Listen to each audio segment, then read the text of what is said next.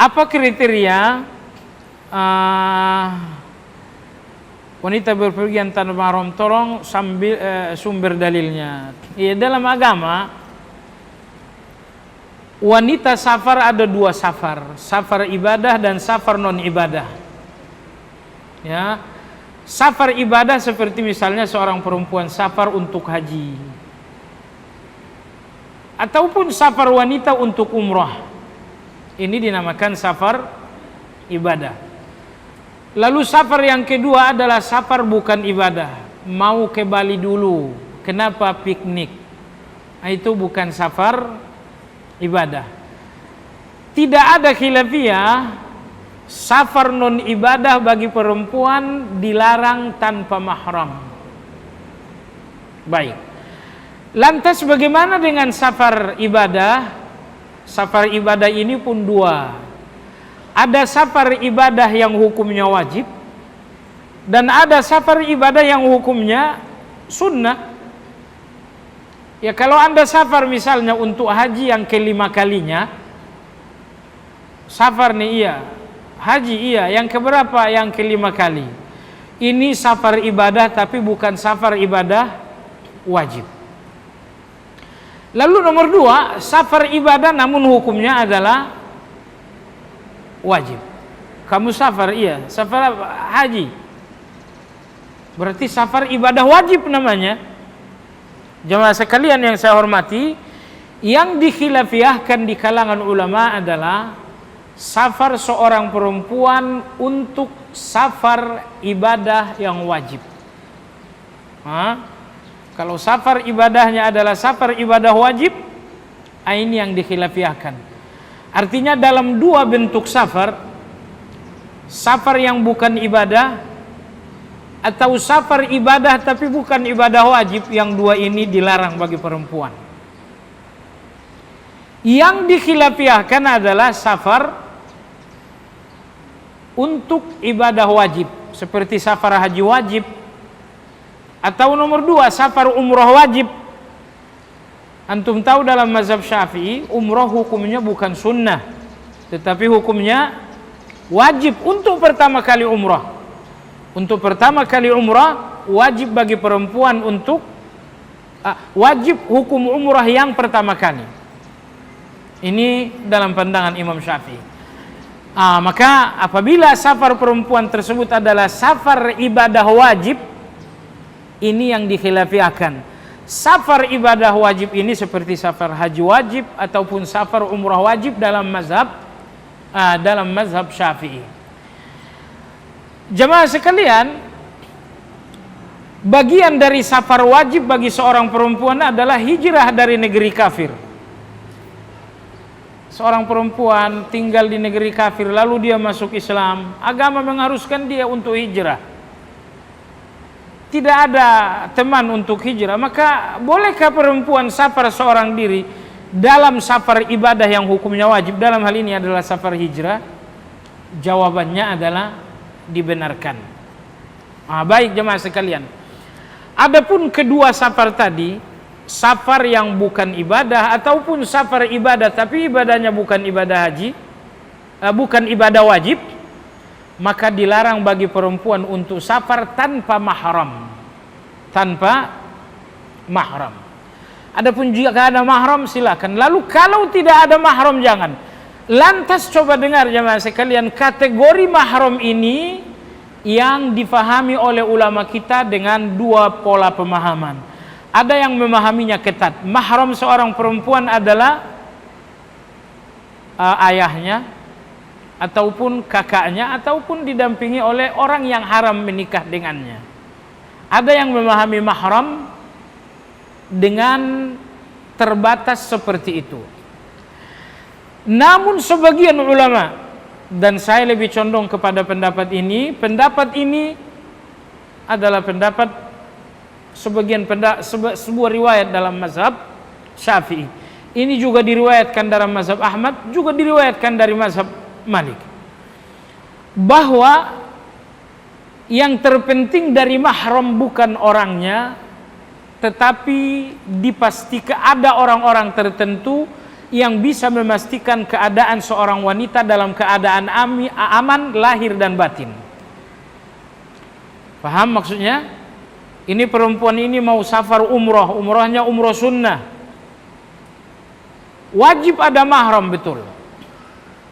Nah, kategori mahram ada yang menyebutkan orang-orang tertentu, dan saya katakan tadi bahwa sebuah pendapat, dan ini saya sudah katakan sebuah riwayat dalam mazhab Syafi'i, riwayat Ahmad dan riwayat Imam Malik, bahwa kategori mahram di sini enggak mesti harus abang adeknya atau enggak, tapi setiap orang-orang yang mampu melindunginya lahir dan batin itu sudah dikategorikan mahram, karena mereka melihat fungsi dari mahram.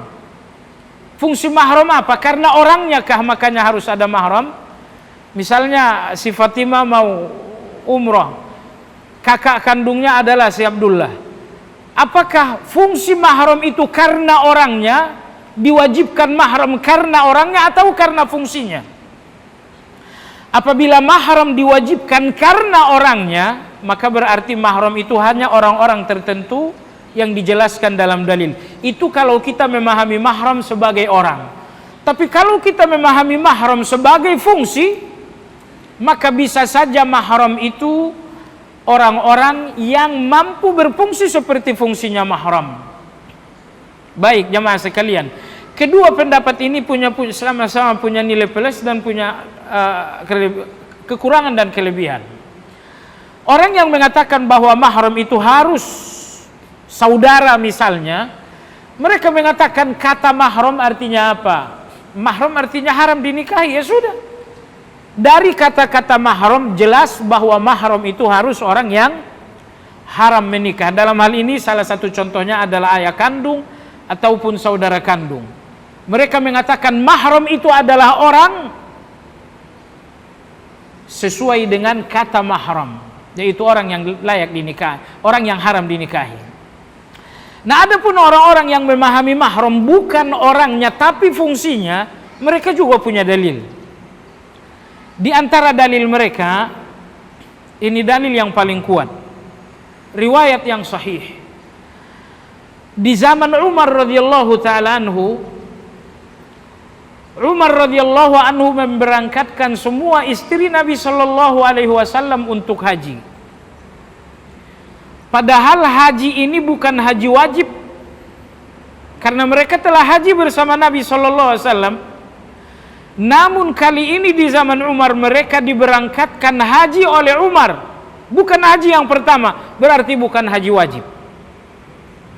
Satu. Nomor dua, Umar bin Khattab memberangkatkan mereka haji tanpa mahram.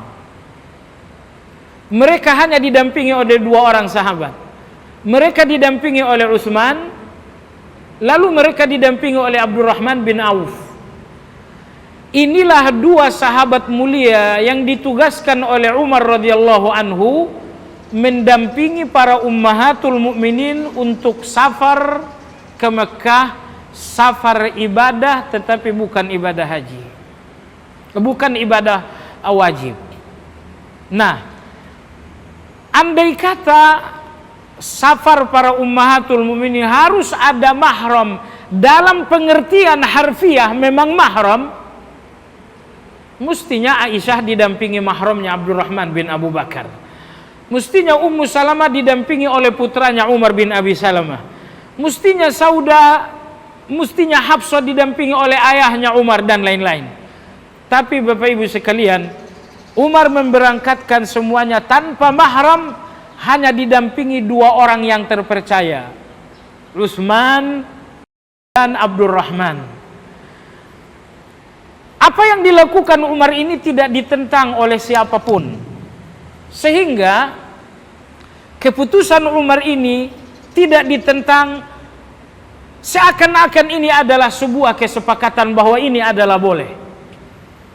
Nah, oleh sebab itu sebagian ulama mengatakan yang terpenting dari mahram itu adalah fungsinya. Maka apabila seorang perempuan safar ibadah, dalam hal ini ibadah sunnah seperti umrah, namun dia didampingi oleh orang-orang yang amanah, orang-orang yang melindunginya lahir batin, maka safar seperti ini hukumnya dibenarkan. Saya sudah katakan ini sebuah riwayat dalam mazhab Syafi'i, riwayat ini resmi ada dalam mazhab Ahmad, juga dalam mazhab Malik. Maka wallahu ta'ala alam, inilah dua pendapat di kalangan para ulama. Ada yang melihat bahwa mahram itu adalah makna harfiah, memang mahram orang yang haram dinikahi. Ada yang mengatakan tidak. Imam Malik rahimahullahu ta'ala mengatakan perempuan boleh melakukan safar, secara khusus safar ibadah, apabila ia, kata Imam Malik, coba dengar kata Imam Malik rahimahullah, apabila ia bersama sekelompok orang yang amanah. Seorang perempuan didampingi siapa? Didampingi oleh misalnya 20 orang rombongan yang amanah, agamanya bagus. Dalam mazhab Imam Malik, seperti saya katakan rinciannya tadi ya. Nah, baiklah Bapak Ibu sekalian, demikian rincian disampaikan. Nah, hadis yang berbunyi bahwa Nabi akan pergi jihad bersama seorang sahabat sementara istrinya mau haji. Dia melaporkan hal itu kepada Nabi sallam. Sementara dia ingin berjihad, istrinya ingin haji. Kata Nabi SAW, kau tidak perlu ikut berjihad, tetapi temanilah istrimu untuk haji. Nah, ini dalil sangat kuat mendukung pendapat bahwa perempuan tidak boleh safar meski safar ibadah tanpa adanya mahram. Karena dalam hal ini Nabi justru menggugurkan kewajiban laki-laki ini untuk jihad, untuk mendampingi istrinya melakukan haji. Apabila perintah Nabi terhadap laki-laki ini mendampingi istrinya kita fahami sebagai perintah wajib, maka ini bertentangan dengan Umar. Kenapa Umar mengabaikan hadis ini? Begitu nantinya. Tapi kalau kita memahami perintah Nabi kepada laki-laki untuk mendampingi istrinya bukan perintah wajib, ataupun perintah wajib tapi karena perempuan ini memang tidak didampingi oleh orang-orang yang terpercaya, maka tidak kontra dengan sikap dan keputusan Umar radhiyallahu taala anhu. Baiklah jemaah sekalian, sebenarnya tentang hukum safar perempuan ini sudah ada sejumlah tulisan-tulisan, baik tulisan untuk mendapatkan gelar magister ataupun jenjang yang lebih jauh. Artinya ada beberapa buku yang ditulis, beberapa bukan satu, ada banyak buku yang ditulis untuk hal ini. Lalu ada sebagian yang ketat, ada sebagian yang longgar, lalu ada yang longgar banget. Ya, pendapat yang lebih kuat tentunya adalah yang menengah. Wallahu taala alam.